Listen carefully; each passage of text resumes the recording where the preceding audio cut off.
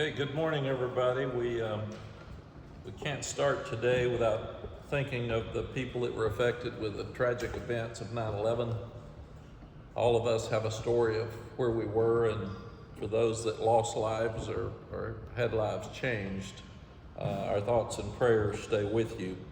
I remember we had an open date at Texas, and I was sitting in my office, and somebody came in and said a plane had hit the Twin Towers. And I said, oh gosh, it's awful. Thinking that somebody probably had a stroke or a heart attack or something, and then they came back in and said, Coach, there's a plane down in Pennsylvania and another plane hit the Pentagon, and we had to move immediately because we had President Bush's daughters in school there, and we didn't know where he was at the time, and we didn't know what was really happening, so they felt like that the University of Texas might be an attack as well. So we had to get our players and try to get everybody in our building and downstairs. We had to try to find. We had Chris Sims and his parents worked in New York, so we had a lot going on that day as well. So it's something that you just remember for the rest of your life.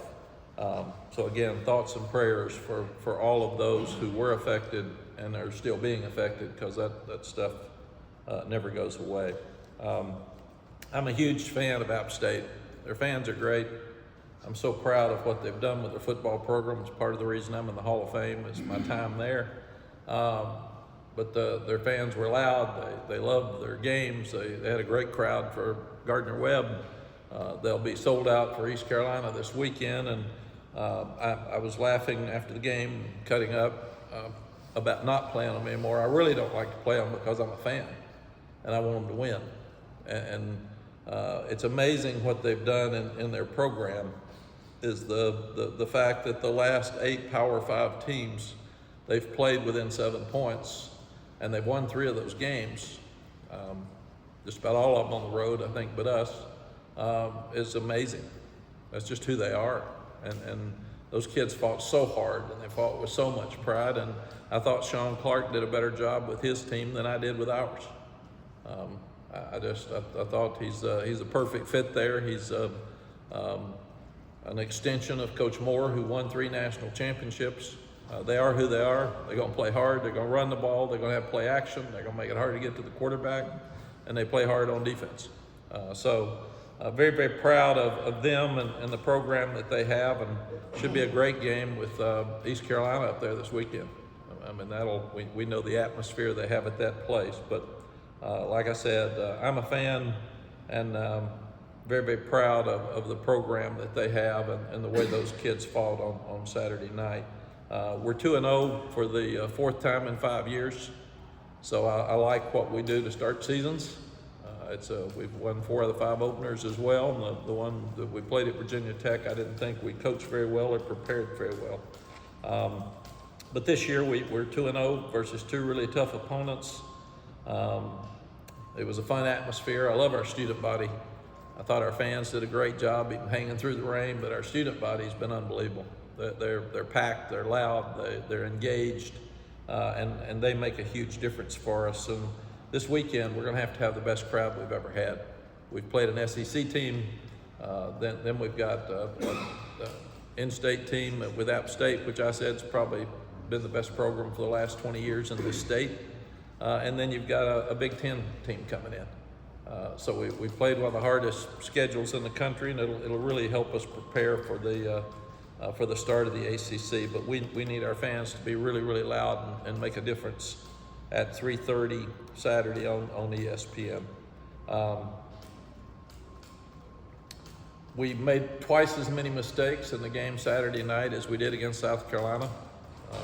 It was interesting. Not sure why. It's what you're looking at for all day yesterday and today, trying to figure out why. Did you have too much in? Were they not as focused? Because they were stuck between an SEC team and a Big Ten team. Did they not have as much respect for App State because they saw the Gardner-Webb video and they didn't look near as good against Gardner-Webb as they did us? We only had a quarter with the quarterback. He played really, really good. The back's really good. He's a pro guy. So why didn't we play as well? Why didn't we coach as well? I don't know. And those are things you have to answer. We're really being hard on the staff and the players. This sounds kind of weird. For those that want to beat me up, this would be a great opportunity.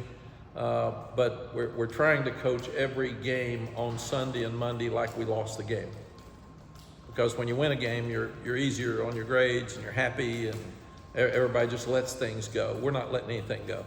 We're looking at every possible little detail that we can have to make sure that the assignments are better and get us in the place that we need to be. Players of the game, Omarion Hampton was the offensive player of the game. It was a tremendous performance. I think the 13th best in our school history for a running back with 234 yards, I think, Jeremy, rushing. And he broke a lot of tackles. A lot of that was after contact, and the offensive line did a really good job up front. But we also had some explosive plays. For 2 weeks in a row, Des Evans has played great. And he was the player of the game defensively. So he's playing with a high motor, he's playing with a lot of confidence. And Ben Kiernan is the special teams player of the week. He had 2 balls inside the 20, 1 at the 5. We turned a guy loose and he got the punt off with a bad snap as well. So he did a great job. Offensively, we rushed the ball very well. We've rushed it at least over 300 yards and 5 touchdowns 7 times since I've been back, and that's the best in the country of any of the Power 5 schools. So when you run the ball for over 300 yards, you're probably going to win most of the time. We cut it as close Saturday night as we could, but that's still probably the reason we won the game. We did a great job responding offensively the second half. We didn't. We came out defensively, and they scored in 6 plays, which you can't have happen. You're supposed to make adjustments at halftime and make sure that they don't move the ball the second half and get off the field. That's that middle 10 minutes of the game that are so important, the 5 before the half and the 5 after. But then offensively, we came right back and responded and came down and scored and did the same in overtime. They score in 3 plays. We scored, then you flip it, and I had to make a decision. Do you go for 2 at that point because your defense is tired and they gave up a touchdown in 3 plays, or do you trust your defense and go, and then we go down and score immediately and then get the 4 plays and off the field by our defense. So defense stepped up at the end of the game and responded really well. Really proud of the staff using the 2 timeouts to save the minute 22. We work on 1 minute offense, parts of every day with tempo, but we put this exact stuff down every Thursday and have drills just about 109 left, 122 left, 1 timeout, field goal wins. And we work really hard on this situation. So I thought Drake did an unbelievable job with the 1 minute drive at the end. He didn't waste the timeouts. We even had the timeout to center the ball for the kick at the end. We overcame a 2nd and 16, I think, which they didn't panic. The coaches did a good job. I thought Chip did a great job of calling plays throughout. So it was a thing of beauty, and I wish we'd made the kick, obviously, because the game should have been over because we're a 39-yard field goal right in front of the sticks. So that's something that we're really proud of, but should have finished the game right there. And then we have not won an overtime game. We're 0-4 in overtimes. So that was in my brain as I'm sitting there thinking too. So really proud that the guys finally figured out a way to win.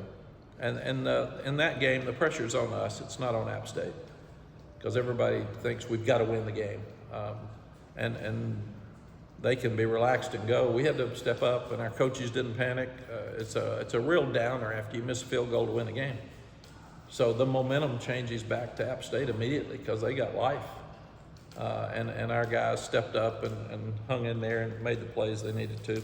Really proud of our 3rd downs offensively, 8 of 13. We're doing a great job on 3rd down, and that's because we're running the ball better on 1st down. We didn't do as well in the red zone. We were 4 of 8 touchdowns. We were 6 of 8 scores But we made too many mistakes. We had drops, we had penalties. We had things that kept us from scoring 2 or 3 more touchdowns. There was some talk after the game about the Wildcat. Should we throw it out? Really and truly, our tight ends didn't do a good job blocking in both situations. So it wasn't the formation. We'll have to look at, do you still run it? Do you have Drake in there? Because he's such a great player. But it was execution more than the play call when you go back and look at it. Because we've got to do a better job, and our tight ends are some of our best players. We're really disappointed in their execution at that point.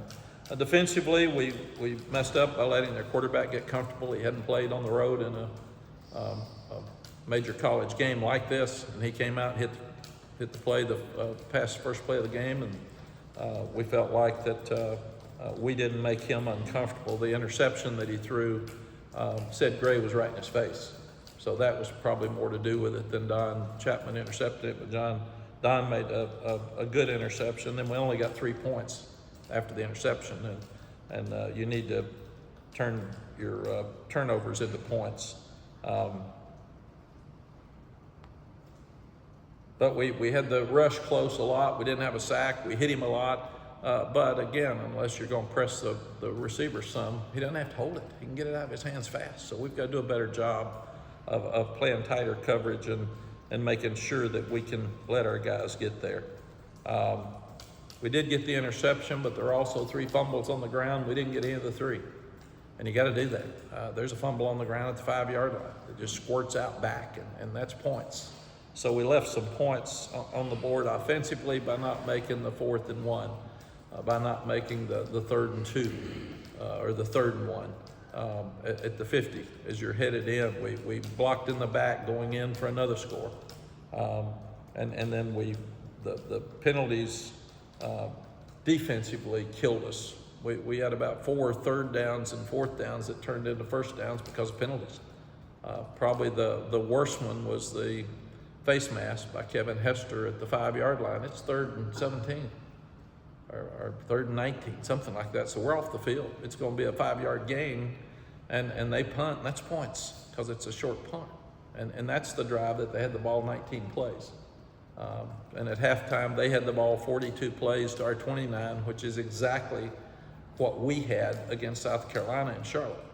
And that's a killer now with that clock running. Time of possession has become more of a factor for sure.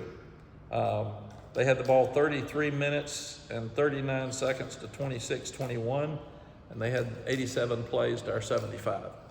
So they stayed on the field, and that was their game plan, and they did a good job with it. So we've got to do a better job on 3rd downs. That's what killed us during the ball game. We let them stay on the field too much, and we've got to do a better job not having penalties in key situations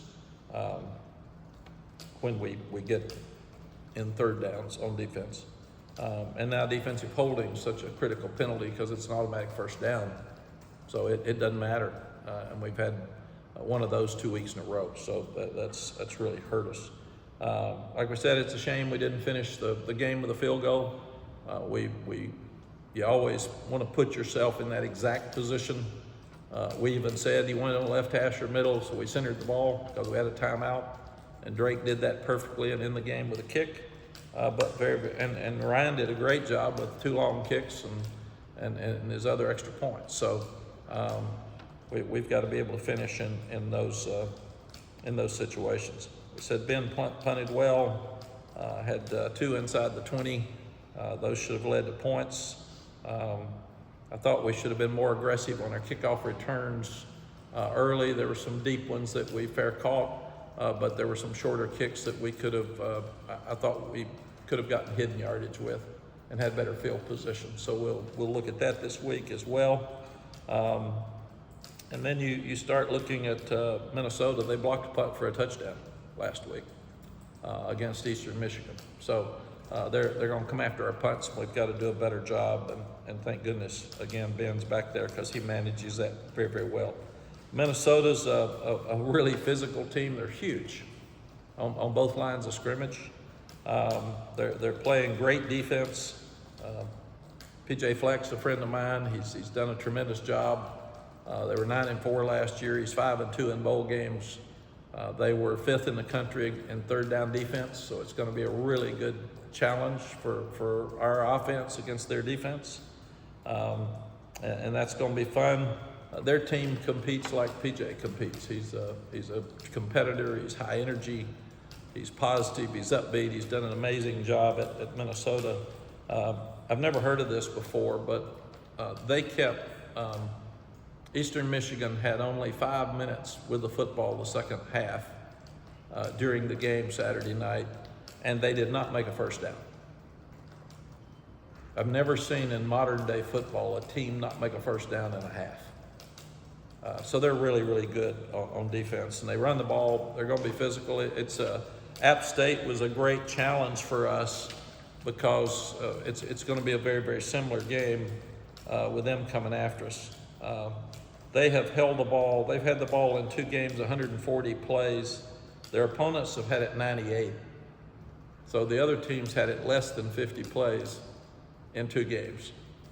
So they're going to keep the ball. So the game plan that we saw for App State, run the ball, play action, is exactly what we're going to see Saturday at 3:30. They're giving up only 131 yards rushing a game, and they're giving up 8 points per game. So they are playing great defense, but they're also playing great complementary football. I saw Jim Harbaugh said the other day that you don't play offense and defense, you play we-fence. We all play together, and I thought it was unique, but it's really true. And we're doing a better job right now of doing the same than we've done in our past. As has been announced, there is a Board of Trustees meeting today at noon. That meeting is called to try to help figure out all the best options for Tez Walker. I'm really, really proud of our Board of Trustees that they're standing up to try to figure out what's best, and so we can see all of our options, get a singular voice, and then move forward. We got too many people saying, should he play? Should he do this? Should we do this? Should this happen?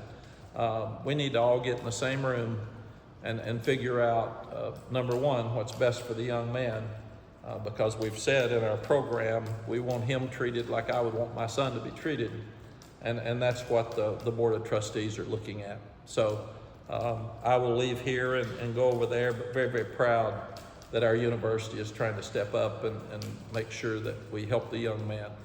He did obviously come back to the game. I was so disappointed and surprised in the vote with the committee that they voted down his ability to come back and play. I think it's awful. I think it's very poor. It's not fair. There was a path for him to be eligible without question. I didn't know when I told him. NCAA doesn't have to tell him, I have to tell him. So Lonnie Galloway and I told him on Thursday after the meeting. We heard about 3 o'clock in the afternoon. And like I said, I was shocked that he's not eligible. But that's the decision they made. Telling him we didn't know if he was going to quit school. He went home Thursday night. We didn't know if he was going to come back for the game. He was really, really distraught and disappointed. We were worried about him. So we thought it was best for him to go home, and he just didn't go to school for the weekend. We did talk him into coming back for the game and felt like that he needed to be picked up. So that's why we asked him to walk out so people could say, sorry, we're for you, we're pulling for you, because this is a young man that totally had his life changed. I mean, we're talking about NIL money opportunities, we're talking about NFL draft. The Senior Bowl took him off the list because he's not going to play. And now we're working with him too. I'll know more today about the possible options for him moving forward. But then Lonnie Galloway and I have to talk to him probably today, tomorrow, about what do you do? Do you want to practice? Do you want to work out for pro scouts and prepare to go to the NFL this year? Do you want to plan on coming back? Because he would graduate in December of next year. But all these options are things that he'll just need to look at and decide what he wants to do. He did tell me he wants to stay in school and get his degree. So that is something that is a real positive and something that's good moving forward. Questions? Mack, in regards to the sacks on Saturday, we talked to Cedric Gray after the game. He was saying that part of the reason they were able to get sacks is because they were moving Aguilar around a little bit more. Do you think that kind of played a role in not being able to get to the quarterback like it did at least something? It did. I do think more than not is we're letting people be too wide open. And Gene and I have talked about it. The staff talked about it. We've got to disguise more. We've got to move around more. We've got to make the quarterback hold the ball more so he doesn't have an easy path to get it out of his hands so quickly. And that's something that we've got to improve. To follow up on that, you also mentioned there weren't as many blitzes. Was that deliberate at all as well? No, there were. You don't notice them in a running attack. They run the ball on 3rd and 9. I mean, that's just who they are. And it's but the defense was very similar to the one at South Carolina. It was just that App State's a total different offense. And Minnesota's going to be the same offense as App State. I mean, they're going to run the ball. They're going to be physical. You're not going to get as many sacks. It's why we're protecting our quarterback better. We're running the ball better. We said the running game's the quarterback's best friend. And they keep tight ends in, and they throw more play action routes when you're running the ball so well, and you run a naked or a bootleg, you're probably not going to get a sack. Maybe you can force him to throw, but that was their whole game plan was to keep the ball, which they did the first half for sure, and to run the ball and try to stay out there and make 4th downs, take risks. Somebody asked me after the game, why would they 4th and 1 at the 50, why would they fake it and throw to the tight end? I said they had no pressure. They were going after it, man. They could do whatever they wanted to do because they just wanted to win the game. I think give them credit. Their game plan worked better than ours. And thank goodness that it was the perfect game for us because we didn't play well and we won. And you can coach them harder after they don't play well. The coaches understand we got to fix things with more urgency than we thought.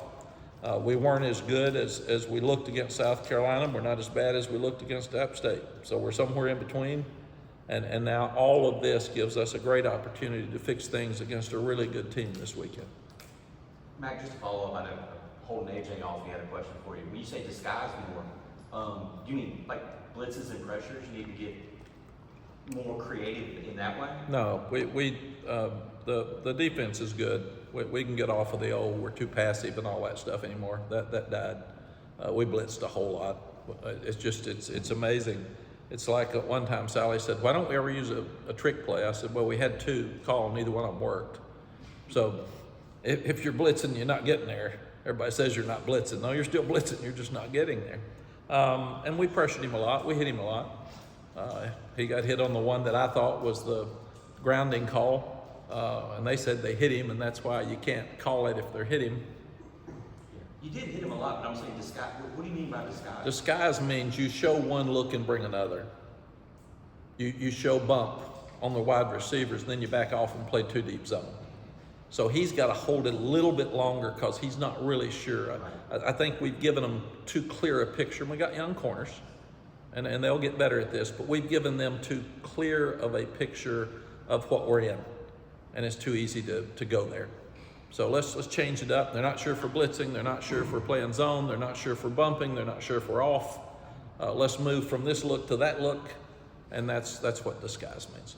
Yeah, I'm not sure if you can say anything else about the BOT meeting, but is this something that was originated outside of your knowledge and you were asked to come in there, or Yes. is this something you participated in maybe bringing about?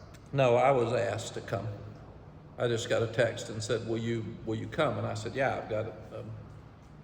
You all are so important that I said I have a press conference that usually finishes at 11:45, but some of these people talk so much and go so long.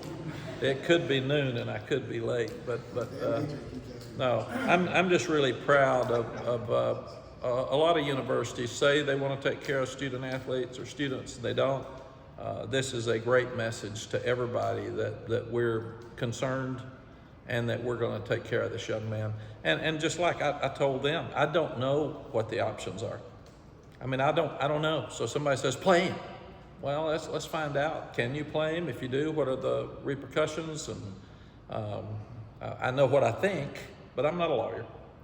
So I feel like in this meeting, they're going to come up with the best options for the young man to present to him and try to help him get another step forward in his life, because he's just been absolutely crushed. And these people are concerned and want to help him, and I'm really proud of that. I don't know that would happen many places. And again, I told them I don't know what to say. I don't have answers. So this meeting, in my estimation, is to get answers for all of us. So there is one voice. We know what to say. We can tell you this is going to happen, this is going to happen, and this is going to happen. And right now we don't know what that means, because it happened. We all thought he would be eligible. But it did say legal athletic, not eligibility or anything like that. So when they announced the trustees meeting. Yeah. So I know it's about, obviously some legalities involved. yeah. And I don't know any more than what I just said. They said, will you come? We're concerned about Tez, and we all want to get on the same page. Are you optimistic that there is a path for him returning this year, or do you? I don't know. I don't know. This is so new for me. And that's why I'm glad. I'm busy. We got Minnesota, but this is important for me to know what we can do. And I'm tired of being asked and not knowing. And he asked me, and I said, I don't know. So there'll be people here with answers, I hope, and we'll all know more this afternoon. As far as the team goes, what did you see from Taylor this week that showed that he learned a lot from his first action last week in second grade? He was much more confident. He was much more aggressive. Defensive backs across the country want to grab and hold a jersey, and that's the only way. It's the easiest way to get in trouble. And our officials have said this forever. If I see this, it's a penalty with the defensive people. It's holding 100%, or if you see the shoulders turn. Same thing with offensive linemen and tight ends. If I see the change of a body, you're jerking one down, you're turning him, or if I see you trying to get away, and I've told our receivers and our defensive linemen, you force them to call it. If you're getting away from the guy and he's holding you, don't gripe. Get away from him, and then he'll see the jersey pull and he'll call it. So inexperienced guys do that. They want to crutch sometimes. So he's doing a better job of using his hands. He played the ball much better Saturday. Elijah Hussey's really good. I mean, he made the play to win the game, but he nearly made an interception the play before that. I thought he was going to get it, but he's really a really good player. And we got to figure out also, how do we get our best 11 on the field in everything? We didn't know till Thursday afternoon at 4 o'clock Tez wasn't going to play. So now can we get a set group of receivers and let Drake just throw to them? We've been all over the place. Nate's been out. Nate's back. But Tez is out. Those were the two guys that we thought would really come in and help us. We've lost one of them, and the other one hadn't played any. So we got to get set at receiver.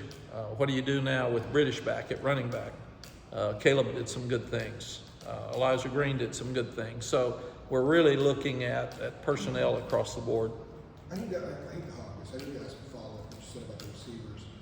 Getting Tez all those reps, do you think there's been any effect otherwise on that room? Maybe some of the guys that have been out there on the field getting reps maybe weren't getting as many as they could have gotten in practice? Or did you guys scale Tez's back at all, thinking that maybe he might not? No, I thought he would start against South Carolina, and I knew, I was 100% sure that in looking at his case that he would play this weekend. I was crushed. Do you think there's been an effect with some of the other guys? Or I don't. they don't got enough reps? I don't know, you'd have to sit down with all of them. You know, when we ask, I got 120. So, and I did tell the coaches, if a guy's not playing as much and he's young, and we've had two games that were hard to get a lot of guys in, have individual meetings with them. Team meetings don't matter. A lot of times the guys don't listen. The ones that need to listen don't listen.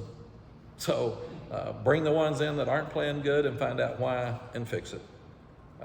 Bring the ones in that are young and are talented but aren't getting to play, that are pouting, and sit down with them and talk to them about what you need to do to play more. So this is this is the week you start talking about getting one-on-ones and trying to let everybody understand exactly what's going on. Mack, in terms of the offensive line, a lot of the top of the offseason was Will Barnes being out to left tackle. Mixed it up with Montrose being available in the Will back inside. Did you feel like he was maybe a little bit more comfortable back into where he was playing last year? And did you feel like the unit with Diego at left tackle could be aligned moving forward for you guys? Yeah, number one, Diego played really well. He had the one bad play that was very obvious that he got too high and they shoved him back in and hit Omarion in the backfield. Other than that, he played really well. So we were pleased with it. But we've got to look at what is the best combination now. Is it too much for William to play guard and tackle? Because he's playing both, and that's harder. Will Ed be healthy for this week? We come in here and talk to you all about it. We really don't know. And then you put him out there, and the trainer says he can try it Tuesday, and then the first time he goes against somebody live, he starts limping. We just don't know those things. And if you don't practice Tuesday and Wednesday, can you play? Can you not be in pads all week and practice on Thursday? And are you ready to be physical against a big physical front like Minnesota? So we're really pleased with Willie Lampkin, really pleased with Diego. Corey Gaynor's the leader in that group. He plays tough all the time. But we've got to get our, and it's great that Diego has given us another body in that group of, we're looking for 8 to 10. We'd like for Travion Green, I always call him the running back at Ohio State because we missed on him. He's a great player. I called that one. Yeah, I did too. I always do it. When I call him that, he laughs at me now because at least I've told him, I'm going to call you Travion Henderson sometime because he's really good. And he said that's a compliment. So, but trying to get him ready to go, trying to get another one of those guards ready to go. But we've had real bad issues with injuries, a lot more than you should have early. Even John Copenhaver playing with a club on his hand. I mean, it really limited us because he's such a great player for us. So, yeah, we gotta figure out the receiving group. We got to figure out our defensive back group since we lost Dre Boykins. We got to figure out the line group. There's a lot of thinking here we got to do and try to work this out. Art. Mack, obviously, ball control, that's the game. They want to also keep Drake off the field. Defense, it seemed like they were making it harder on him in second. So, is it, you're a coach, do you take what they give you, or do you want to take what you want to take? And how do you make Drake more effective when, the little softer with the run, but making it harder? Yeah, Drake's wonderful, and we only want to win, period, 100%. We're not into any of the other stuff. And somebody asked Drake after the game, Jeremy was telling me, what about you not throwing as much or something? He said, I would have handed it to Omarion too. Nobody could stop him. So it's about winning games. That's all it's about. And Drake's totally about that. And if you run the ball. He's the best player on the field, so you want to make him as effective as possible. You don't want the other team to take him out of the game. I want to win the game. And that's it. Doesn't he help you win it more than anybody? Yeah, and he did. I just said he had one of the best drives I've ever seen, a Heisman drive at the end of the game to win the game. He made plays with his feet. He played great. If you are insinuating we should throw it every time to make him look better, we're going to win. And Saturday night, that wasn't the best way to win. That's a good transition to my next question regarding the running game and how excited you are, especially to have Omarion kind of have a breakout game the way he did. And what does that do for the confidence as far as you having a more balanced offense and not relying so much on Drake when you have other weapons here to work with? Yeah, you never want to depend on the performance of one guy. If you do and he has a bad day or if he gets hurt, then you don't have a team. We've seen Omarion do this at times. We've seen him do it in practice. We knew it was coming, and it was great to see him break out on Saturday night. And then we forget British had 100 yards against an SEC defense last week. So we thought we were good in the running back room, and we are. We're big, we're physical. Caleb Hood did a good job the other night. Our offensive line's better, and we've had less pressure. So all those things are a positive for us, but we got a bigger test this weekend the best defense we've played is this weekend so far out of the 3 teams. Mack, you talked, or we talked about a little bit inconsistent in the kicking game in camp and preseason, and then Coach sort of highlighted that Saturday, good kicks and then 1 bad kick. Is it an ongoing battle in practice with him and Noah Burnett? Is it a confidence issue with Brian? What's going on there? It is an ongoing competition, and I can't answer the other because I don't know, but we have been inconsistent. It has not been. I had Justin Tucker Zoom with him last week, and I think Justin missed 1 in 4 years, and he kicks them 60 now, and he doesn't miss any. And I thought it was funny when one of them said, "How do you respond after you miss one?" I thought, he never misses. So he can't answer that question. That's just not part of it. But yeah, we need to be more consistent. And we kick game-winning field goals. Every time we do the 1-minute drill, we finish with a field goal to win the game. So it's not like that was the first time we'd walked out there. Mack, App State and South Carolina are obviously programs you're pretty familiar with, having played them a bunch in your time here. Minnesota's a team that Carolina's never played before in its history. I mean, when you're going in against an opponent that you're not as familiar with, like, does that change how you approach scouting? Am I overcomplicating things here, or is it something that a conversation that's been had? I think, Michael, you're probably overthinking it because the difference is the emotion. They know a lot of the kids on the South Carolina team. They know a lot of the kids on the App State team. So they pick at each other and they text during the week and all the families talk and that kind of stuff. Most of them would only know Chris Collins. He is one of their jack players on the team. But other than that, I don't think they'll know anybody from Minnesota. They know about them as a program. We've seen them play Nebraska. We've seen them play Eastern Michigan.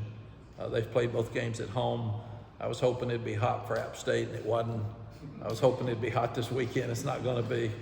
So the weather gods aren't helping us very much right now with our turf and the heat like we had hoped in early season. Mack, I wanted to ask you a big picture question about replay a little bit. Where do you kind of fall on the idea you want to get the play right, but you don't want the game to drag to a halt?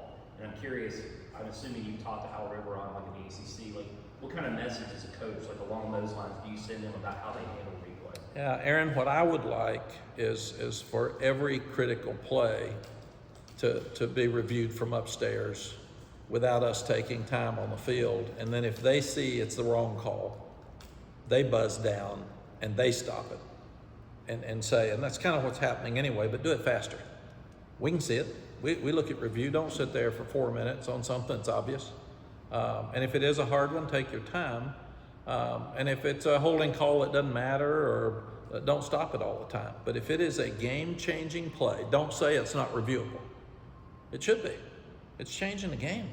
And all we want as coaches, all we want as players, all we want as fans is to make sure that the game's called properly. And the team that plays the best has a chance to win. We just want it to be fair. But I can't stand it when they say, well, that's not reviewable. It should be. It changes the game, man. So fix it. Right. With conversations you might have had like with Al, I mean, also the idea of speed.